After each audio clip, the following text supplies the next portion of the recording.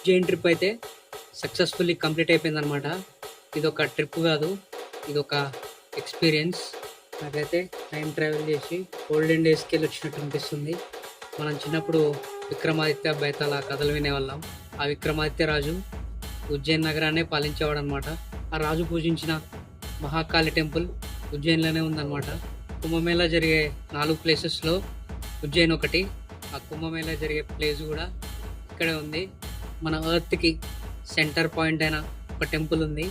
ఆ టెంపుల్ కూడా ఉజ్జయిన్లోనే ఉంది. సో ఈ ట్రిప్ ఒక బెస్ట్ ఎక్స్పీరియన్స్ అని చెప్పొచ్చు. ఉజ్జయిన్ అయిపోయింది, ఇప్పుడు ఓంకారేశ్వర్ వెళ్ళాలి.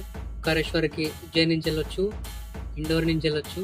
ఇండోర్ ఉజ్జయిన్కి నియరెస్ట్ సిటీ అనమాట. ఇక్కడ నుంచి మనకి ఇండోర్ వరకు ట్రైన్ ఉంది. ఇండోర్ నుంచి ఓంకారేశ్వర్కి బస్సులో వెళ్ళాలి. So let's go to Omkareshwar. Stay tune to T. Hara Hara Mahadev.